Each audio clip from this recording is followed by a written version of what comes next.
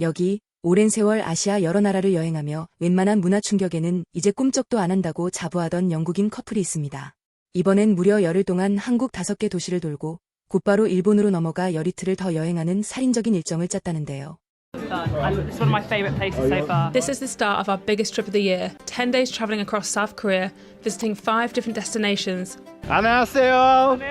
그런데 이 노련한 두 여행자가 서울의 어느 국경지역 전망대에 서서는 말을 잃고 굳어버리는 순간이 찾아옵니다. 쌍안경 너머로 보이는 낯선 땅의 풍경 앞에서 지금껏 봐온 그 어떤 나라와도 달랐다고 털어놓았는데요. 도대체 서울에서 그리고 국경선 너머에서 이들은 무엇을 목격한 걸까요? 두 사람의 서울 첫 이틀, 지금 바로 함께 가보시죠. 이들의 서울 여행은 다름 아닌 명동 한복판에서 시작됩니다. 거리 풍경에 자칭 웬만한 문화 충격엔 이제 익숙하다던 이 커플조차 순식간에 말문이 막혀버리는데요. 아, 진짜 정신이 하나도 없네요. 눈에 보이는 간판만 100만 개는 되는 것 같아요. 사방에서 소리가 들리고 사람도 엄청 많고요. 최근에 아시아 여러 나라를 꽤 오래 다녔는데도 서울은 그동안 가본 곳들이랑 완전히 결이 달라요. 오래 여행을 다닌 사람일수록 웬만한 자극에는 무뎌지기 마련인데 서울의 번화가는 그 내공을 단숨에 무너뜨린 셈입니다. 게다가 채 정신을 차리기도 전에 전동 킥보드에 치일 뻔한 아찔한 순간까지 겪었다는데요. 저 방금 전동 카트에 치일 뻔했어요. 감사합니다. 화려한 간판, 테마별로 꾸며진 카페들, 정신없이 몰아치는 볼거리까지. 명동은 하루 종일 붙잡아둘 만한 매력이 넘쳤지만 이들에겐 더 급한 일정이 있었습니다. 바로 조선의 법궁, 경복궁으로 향하는 것이었죠. 그 전에 먼저 넘어야 할 관문이 하나 있었으니 태어나서 처음 타보는 서울 지하철이었습니다. 지하철 처음 타보는데 되게 쉽고 간단하다고 들었어요. 일단 티머니 카드부터 챙겨야죠. 편의점 어디서나 살 수 있고 충전해서 쓰는 게 딱 영국의 오이스터 카드 같은 거더라고요. 낯선 도시의 대중교통 시스템 앞에서 잔뜩 긴장했던 것도 잠시, 편의점에서 카드 한 장 충전하는 것만으로 서울 전역을 누빌 수 있다는 사실에 이들은 금세 안심하는 눈치였습니다. 자, 이제 본격적으로 조선의 심장부, 경복궁으로 향할 시간입니다. 경복궁에 도착하자마자 이들을 맞이한 건 다름 아닌 수문장 교대식이었습니다. 영국인이라면 버킹엄 궁전의 근위병 교대식을 어릴 적 추억으로 간직하고 있기 마련인데 조선의 궁궐 앞에서 이 낯익은 의식을 다시 마주하게 된 거죠. 지금 한국의 수문장 교대식을 보러 왔는데 진짜 기대돼요. 저 어렸을 때 영국에서 이거 보던 기억이 있거든요. 지금 시작하려고 하는데 벌써 너무 멋있어요. 북소리도 들려요. 하지만 잉글랜드 근위병 교대식과 결정적으로 다른 지점이 있었습니다. 버킹엄 궁전의 근위병들이 실제로 왕궁을 지키는 현지 군인들이라면 경복궁의 수문장 교대식은 15세기 조선의 복식과 의장을 그대로 재현한 역사 재현극에 가까웠던 겁니다. It's like actual army regiments that are there to obviously like protect Buckingham Palace. This is like a historical reenactment, so they're all wearing very colourful clothes. I think they said 15th century clothes. They've got the old school drums. 실제로 경복궁은 1395년 조선의 법궁으로 처음 지어졌습니다.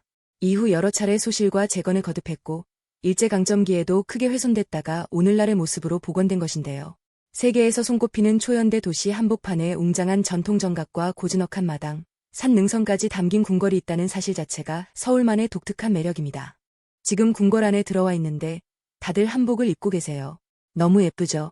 저도 이번 여행에서 꼭 한번 입어보고 싶어요. 근데 더 웃긴 건 남자들도 치마처럼 생긴 옷을 엄청 많이 입고 있다는 거예요. 오늘따라 다들 치마 스타일을 고른 것 같더라고요. 게다가 한복을 입고 오면 궁궐이랑 근처 사찰 입장이 무료라는 얘기도 들었어요.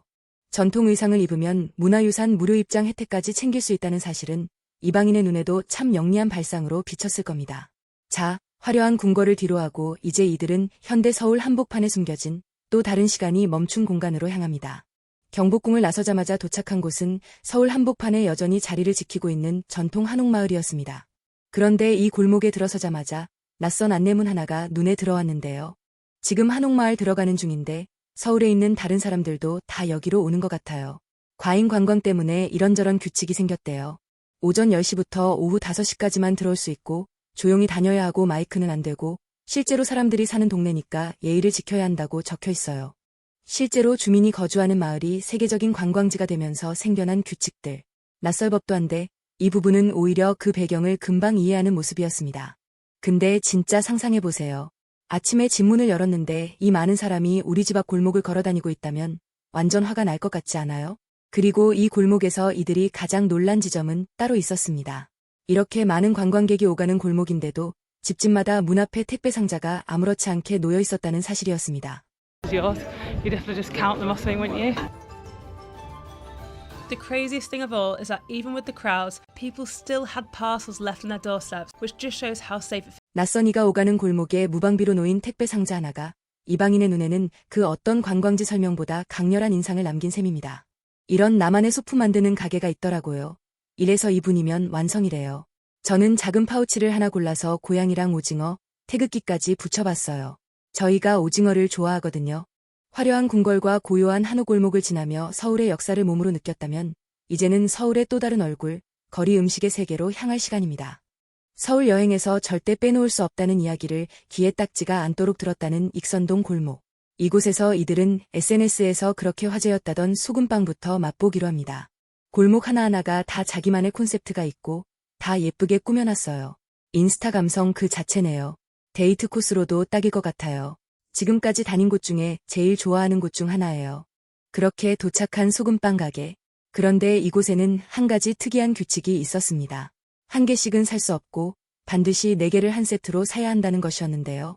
한국에서 그렇게 유명하다는 소금빵을 드디어 먹어보려고 해요. 무슨 맛인지 전혀 감이 안 오는데 다들 꼭 먹어봐야 한다고 하더라고요. 근데 하나만 살 수가 없고 무조건 4개를 사야 해요. 겉을 찢으면 크루아상처럼 결이 살아있는 바삭한 겉껍질과 부드러운 속살이 드러나는 소금빵. 첫 입을 베어문 이들의 반응은 예상보다 훨씬 솔직했습니다. Literally tastes like a croissant with a load of salt on it. It's like you almost want to get hit with the sweetness, but you get a really salty. Imagine like a garlic brioche without the garlic. Yeah. It's alright. I mean, I need a glass of water.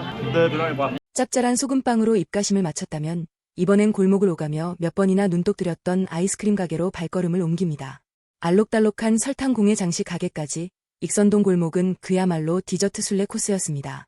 여기를 몇 번이나 지나갔는데 아이스크림이 너무 맛있어 보이더라고요. 완전 디저트 투어네요. 근데 이 설탕 반죽 장식, 이것도 먹는 거예요? 먹는 거겠죠? 아, 이건 안 먹을래요. 화려한 볼거리와 달콤한 먹거리로 가득했던 낮의 서울. 하지만 이 여행의 진짜 전환점은 다음 날, 전혀 다른 얼굴의 서울에서 찾아옵니다. 다음 날, 이들이 향한 곳은 남과 북을 가르는 비무장지대 DMZ였습니다. 서울 도심의 화려함과 정반대에 있는 한반도에서 가장 무거운 공기가 흐르는 땅이었죠. 성함을 여쭤볼게요. 지금부터는 군사지역 안으로 들어가시는 겁니다. 이 출입증은 계속 몸에 지니고 계셔야 하고 밖으로 보이게 걸어주세요. 제가 두 분을 인솔하고 있다는 증거니까요. 그런데 이 무거운 분위기를 깨는 참으로 이질적인 장면 하나가 눈앞에 펼쳐졌습니다. 다름 아닌 놀이공원이었는데요. 여기 놀이공원이 있다는 게 진짜 신기해요. 저 뒤에서 들리시죠? 애들 신나서 소리 지르는 소리요. 해적선도 있고 롤러코스터도 있고 솔직히 훨씬 더 엄숙한 분위기일 줄 알았거든요. 하지만 곧 이어진 곳은 전혀 다른 무게의 공간이었습니다. 전쟁으로 갈라진 이산가족들을 기리기 위해 조성된 공원이었죠. 지금 이산가족을 위해 만들어진 공원에 왔어요. 누군가는 아직 북한에, 누군가는 남한에 있는 거제나요. 근데 진짜 충격적인 건 지금 이 시대에도 인터넷도 안 되고 전화도 안 되고 편지조차 보낼 방법이 없다는 거예요. 철조망을 채운 빼곡한 리본과 메시지들 앞에서 이들은 문득 깨닫습니다. 지금 이 순간에도 이 전쟁은 끝난 게 아니라 그저 멈춰 있을 뿐이라는 사실을요. Same, because there's never actually been like a peace treaty, so it's more actually like they've just chosen to not continue fighting. But yeah, could you imagine being separated from your family because of that? And it's been like, I think it's 70 years. Yeah, super sad. 안내를 맡은 병사들의 앳된 얼굴을 마주하고 좁고 축축한 남침 땅굴을 허리를 굽힌 채 15분 넘게 걸으며 이들은 이 국경이 단순한 관광 명소가 아니라는 사실을 온몸으로 실감합니다. But luckily our guide shared some photos with us afterwards. Through the binoculars, we could make out buildings, farmland, and even a couple of North Korean soldiers casually standing around having a cigarette. It's a strange feeling looking across at a country you've heard so much about but know so little about. On one hand, it's fascinating seeing into one of the most secretive nations in the world, but at the same time, it's impossible not to think about the difficult history between North and South Korea and the reality of life. 그리고 이 하루는 하루 전 한옥마을 골목에서 무심코 목격했던 문 앞의 택배 상자와 자연스럽게 이어집니다. 세계에서 가장 첨예한 군사 경계선을 코앞에 두고도 서울 골목의 일상은 그렇게 평온하고 안전하게 흘러가고 있었던 겁니다. 이 극명한 대비야말로 두 사람이 서울에서 마주한 가장 큰 반전이었습니다. 무거운 하루를 뒤로하고 이들의 마지막 발걸음은 서울에서 가장 활기찬 전통시장, 광장시장으로 향했습니다. 빈대떡의 고소한 기름 냄새와 칼국수 아주머니의 현란한 손놀림, 이틀간의 여정을 마무리하기에 이보다 더 서울다운 장소는 없었습니다. 이거 계속 먹어보고 싶었어요. 틱톡에서 엄청 많이 봤거든요. 우와, 이거 완전 토피 애플 같아요. 엄청 달아요. 근데 맛있어요. 1,000, which is 50p. It's an absolute bargain. And that wraps up our first 2 days in South Korea and Seoul. Wow, we are honestly obsessed. We've done so much in a short space of time, and this really feels like just the tip of the iceberg. If you're into history, Seoul has it in abundance. If you love cute cafes and unique themed spots, there are endless ones everywhere. And don't even get us started on the food. The atmosphere here is just buzzing. It really rubs off on you as you explore. And even 처음 명동거리에서 느꼈던 감각의 과부하도, 궁궐 앞에서 마주한 낯선 전통도, DMZ에서 실감한 분단의 무게까지. 이 모든 순간을 관통한 건 결국 하나였습니다. 겉으로는 정신없이 화려해 보여도 그 속엔 낯선 이를 향한 배려와 안전, 따뜻함이 촘촘히 자리 잡고 있다는 것. 그렇게 서울은 이 노련한 두 여행자에게조차 다시 돌아오고 싶은 도시로 남았습니다. 오랜 여행 경험을 가진 이 부부조차 인정할 수밖에 없었던 서울의 매력. 여러분은 어떻게 보셨나요? 이 여정이 흥미로우셨다면 구독과 좋아요로 응원해주시고, 다음 편에서는 이들이 전주로 넘어가 한복을 입고 또 다른 한국의 맛을 만나는 이야기로 찾아뵙겠습니다.